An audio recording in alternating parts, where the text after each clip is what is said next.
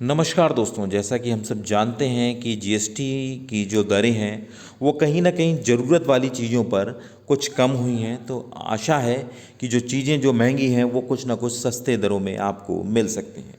और कहीं ना कहीं जो नवरात्र के बाज़ार में जो इसके बाद बाज़ार में जो धमक यानी कि जो भीड़ भाड़ होने वाली है, जो खरीदारी का जो दर है वो बढ़ेगा ही। और हो सकता है कि आपकी ये जो खरीदारी है कुछ कम पैसों में आपको वो चीज़ें मिल सकें।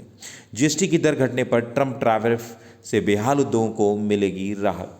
जीएसटी की घटी दरों पर जहां आम जनता को अपेक्षाकृत सस्ता सामान मिलेगा, वहीं ट्रम्प टैरिफ से बेहाल हो रही यूपी के उद्योगों को भी बड़ी राहत मिलेगी। कहीं ना कहीं सरकार ने अपनी दरों को कम करके एक व्यापारी वर्ग को कहीं ना कहीं एक आराम और सहूलियत आम जनता को दी है। अलबत्ता यूपी के सामने दरें कम होने से जीएसटी मद में कम आमदनी समस्या से जरूर जूझना होगा। उपभोक्ताओं को सस्ता सामान मिलने पर इनका उपभोग बढ़ेगा, तो इससे ट्रम्प टैरिफ का मार झेल रहे उद्योगों में उत्पादित माल के अब भारतीय बाजार में ही ज़्यादा खपत हो जाने की उम्मीद है।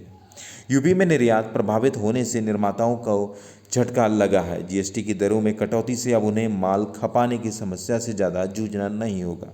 इसकी वजह से यूपी समेत पूरे देश में उपभोक्ताओं और ज़्यादा माल खरीद कर उत्पादन को बढ़ाना देना ये सहभागी बनेंगे। पितृपक्ष के बाद बाजार में गुलजार होंगे, तो कहीं ना कहीं अभी आपके पितृपक्ष लगने वाले हैं। 22 सितंबर से जीएसटी की नई दरें लागू होंगी। पितृपक्ष के बाद नवरात्र से बाजार गुलजार होंगे। टीवी, फ्रिज आदि इलेक्ट्रिक सामान, मोटर साइकिल से लेकर रोज़मर्रा की उपयोगी वस्तुओं खरीद बढ़ेगी और इन पे दरें जो आपकी जीएसटी हैं वो भी कम हो रही हैं।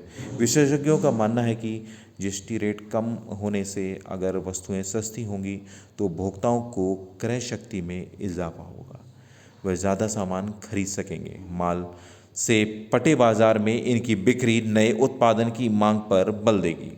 भरपाई चुनौती है।